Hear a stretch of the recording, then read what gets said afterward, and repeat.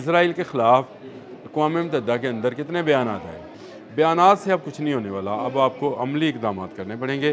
चीन और रूस दोनों सुपर पावर्स हैं और दो सुपर पावर से अमेरिका टकरा नहीं सकता है। तो इस वक्त अमेरिका और इसराइल को एक ऐसा ही ताकत का मैग्नेट समझा जाए जिसमें आहिस्ता आहिस्ता तमाम ममालिक जो हैं वो बनते चले जा रहे हैं। अमेरिका और इसराइल ने ईरान पर हमला कर दिया, आयतुल्लाह ख़ामनेई को शहीद कर दिया, ईरान ने भी जवाबी कार्रवाई शुरू कर दी।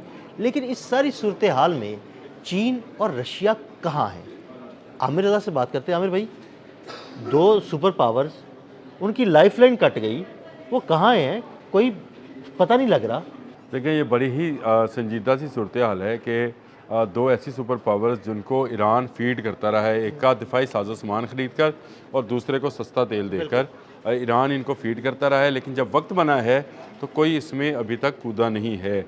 होना तो ये चाहिए था कि रशिया जो है वो ये बात कहता कि ईरान पर जो हमला है वो रशिया पर हमला तस्वर होगा, या चीन ये कहे कि जो हमला ईरान पर किया जा रहा है वो चीन पर तस्वर होगा, तब ये जंग रुक सकती है। चीन ने तो ये कहा कि ये रेड लाइन है जिसको अमेरिका क्रॉस कर रहा है। लेकिन भाई, आप क्या कर रहे हो? आप कोई काम नहीं कर रहे। आपने बहुत सारी डील्स कर रखी हैं ईरान के साथ असला फराहम करने की, तो क्या आपने वो असला फराहम कर दिया? कौन से ड्रोन्स थे जो ईरान के पास पहुँचते थे, या वो CM-302 जिस पर हमने मिज़ाइल पर किया था, जो एंटी शिप है मिज़ाइल है, जो कि हाइपरसोनिक स्पीड के साथ किसी भी बड़ी बेड़े को डुबोने की सलाहियत रखता है, आपने जल्द अज जल्द ईरान में क्यों नहीं पहुँचाए? क्यों आप इंतज़ार करते रहे कि अमेरिका और इसराइल मिलकर हमलावर हों? देखिए, सवाल तो बनता है, वेनेज़ुएला आपसे छीना गया, आप दोनों मुल्क खामोश रहे। आज ईरान आपसे छीना जा रहा है, आपने हुर्मुज़ आपसे छीनी जा रही है, खलीज फारस आपसे छीना जा रहा है, पूरे का पूरा मिडल ईस्ट आपके हाथ से निकल रहा है और आप अभी तक खामोश हैं। खामोश इसलिए हैं शायद कि यूक्रेन रशिया चाहता है और ताइवान चाइना चाहता है। तो क्या अगर ये मामला है तो फिर कल को आप दोनों मुल्कों पर कौन एतबार करेंगे? ईरान ने अपनी पूरी की पूरी दिफाई हिकमत अमली जो है इन दो ममालिक की मरहून मिन्नत ही तैयार कर रखी है। देखिए, ईरानी मुकाबला कर रहे हैं लेकिन इतने ज़्यादा ममालिक के साथ, क्योंकि ये एक इत्तेहाद बनता चला जा रहा है। मैं तो आपसे ये कहता हूँ कि इत्तेहाद बनता चला जा रहा है, ताकतवर के साथ जो है एक मैग्नेट्स की तरह ममालिक जो हैं वो जुड़ते जाते हैं। तो इस वक्त अमेरिका और इसराइल को एक ऐसा ही ताकत का मैग्नेट समझा जाए जिसमें आहिस्ता आहिस्ता तमाम ममालिक जो हैं वो बनते चले जा रहे हैं। खुद ईरान की जो हिकमत अमली थी कि इस जंग को मिडल ईस्ट तक फैलाया जाएगा, तो अब मिडल ईस्ट में आप ये देखें ना कि सऊदी वली अहद जो हैं मोहम्मद बिन सलमान, उनका ये बयान कि हम मिडल ईस्ट के ममालिक पर ईरान के इस तरह के हमलों की मजम्मत करते हैं और इसे बर्दाश्त नहीं किया जाएगा। तो इसका मतलब ये है कि वो जो मैग्नेट ऑफ पावर है उसके इर्द गिर्द जो है मुल्क इकट्ठा होना शुरू हो गए हैं। तो ये ईरान के लिए भी ज़रूरी है कि ईरान के भी दो अगर हमायती मौजूद हैं जो इससे फ़ायदा उठाते रहे हैं, उनको सामने आना चाहिए। देखिए, सुप्रीम कमांडर तक तो मार दिया गया, अली ख़ामनेई चले गए, आबने हुर्मुज़ के बिल्कुल करीब जो है अमेरिका का डेरा है, और ये जो लाइफ लाइन है ऑयल की ये बंद हो रही है। और ये सिर्फ हमारी बंद नहीं होगी, यानी पूरी दुनिया की नहीं होगी। सबसे ज़्यादा नुकसान इसमें चीन को है। बिल्कुल ऐसे ही है। और चीन जो है ना वो ईरान से लेता है। चीन जो है वो किस बात का इंतज़ार कर रहा है? देखें, आज भी अगर रशिया और चीन जो हैं इस बात का ऐलान करें कि अब ईरान पर गिरने वाला मिज़ाइल उनके ममालिक पर गिरने वाले मिज़ाइल तस्वर होगा, तो ये जंग रुक जाएगी। बिल्कुल ऐसे ही। देखें, जो इस्लामी ममालिक से हमारी तवक्कुआत हैं वो तो ईरान के बारे में अब ऐसी बात नहीं कहेंगी, क्योंकि उनके मुल्कों पर तो मिज़ाइल गिरे हैं। वो कैसे इसको जस्टिफाई करेंगे कि वो अपने ही पर गिराए जाने वाले मिज़ाइल की दिफा में बाहर आ जाएँ? लेकिन चीन और रूस दोनों सुपर पावर्स हैं और दो सुपर पावर से अमेरिका टकरा नहीं सकता है, ये बात हकीकत है। वो ईरान से टकराते हुए उसकी अब टांगें कांप रही हैं, यानी ईरान जो है उसके मिज़ाइल्स और उसके ड्रोन्स जो हैं उससे रुक नहीं पा रहे। तो लेकिन अगर चीन और रशिया ऐलान कर दें तो फिर अमेरिका कहाँ ठहरेगा?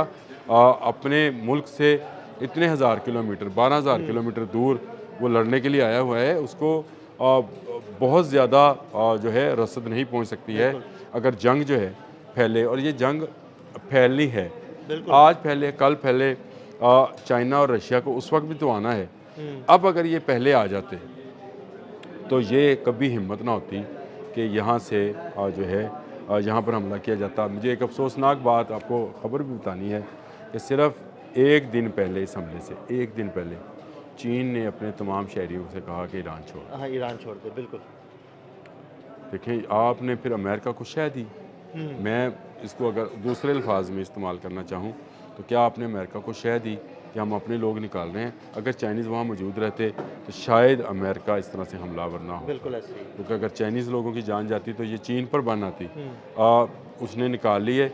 मुझे ये इस बात का अफसोस है। मुझे ये भी अफसोस है कि इस वक्त ज़रूरत है ईरान को तमाम उन ममालिक की जो उसे सपोर्ट कर सकते हैं। चले उसे असला ना दे सकते हों, उसे अखलाकी तौर पर तो सपोर्ट करें, लेकिन अखलाकी सपोर्ट में इसका क्या करें कि रूस से एक बयान आ गया कि हम मजम्मत करते हैं, चीन से बयान आ गया कि ये रेड लाइन है, हम इसकी मजम्मत करते हैं, ईरान पर हमला नहीं होना चाहिए था। और भाई हमला हो गया, अब आपको सामने आना चाहिए था। मैंने आपसे पहले भी कहा था कि मैं इसी तलाश में हूँ कि ये कोई मदद पहुँचाएँगे तभी ईरान जो है सर्वाइव कर पाएगा। ईरान कितने लंबे अरसे तक एक बड़ी सुपर पावर के ख़िलाफ़ और जिसके पूरे मिडल ईस्ट की ममालिक की हमायत हासिल है, वहाँ फ़ौजी अड्डे हासिल हैं, इसराइल जैसा मुल्क उसके साथ है, वो कितनी देर सर्वाइव कर पाएगा?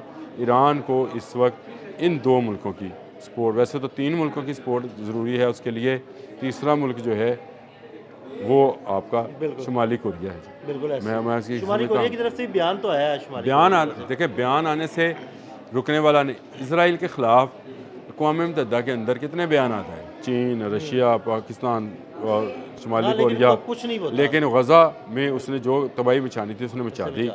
बयानात से अब कुछ नहीं होने वाला। अब आपको अमली इक़दाम करने पड़ेंगे और अमली कदम उठाना पड़ेगा, तब ये जंग टाली जा सकती है। मैं ये नहीं कह रहा हूँ कि जंग ख़त्म हो जाएगी, लेकिन इसको कुछ अरसे के लिए टाला जा सकता है अगर चीन और रशिया जो है वो इंटरवीन करें। व्लादिमीर पुतिन के मतलब मुझे रात पता चला कि वो जो हैं ईरानी लोगों के साथ राब्ते में हैं और वो कह रहे हैं कि हम उनकी भरपूर अखलाकी सपोर्ट करेंगे। लेकिन इसकी तस्दीक अगर जब तक मुझे ईरान से या रशिया से नहीं होती, इसको एक सोशल मीडिया की स्टोरी समझा जाए कि पुतिन ने फ़ोन किया है या नहीं किया है, ये अभी तक दोनों तरफ से ऑफिशियली इसको अनाउंस नहीं किया गया है। अभी इंतज़ार ये किया जा रहा है कि चीन इस पर किस तरह का रिस्पॉन्स देता है। चीन ने अपना बयान तो दे दिया, अक़वाम मुत्तहिदा में उसके नुमाइंदे ने जो है एक लंबी तकरीर भी कर दी, लेकिन अभी तक अमलन ईरान के साथ आकर कोई मुल्क खड़ा नहीं हुआ। ईरान तने तनहा इस वक्त अमेरिका के बनाए उस फ़ौजी इत्तेहाद में जो मिडल ईस्ट में काम कर रहा है, जिसमें इसराइल भी शामिल है और कुछ अरब ममालिक भी शामिल हैं, उसके साथ ईरान से जो है जंग लड़ रहा है और ईरान तने तनहा उनका मुकाबला कर रहा है। बहुत शुक्रिया आमिर भाई। आमिर भाई ने ताज़ा तरीन सूरत हाल से आपको आगाह किया और ये भी बताया कि इस वक्त चाइना और रशिया फ़िलहाल ईरान की मदद को क्यों नहीं मैदान में आ रहे। अदील अहमद और आमिर रज़ा को इजाज़त दीजिएगा। अल्लाह हाफ़िज़।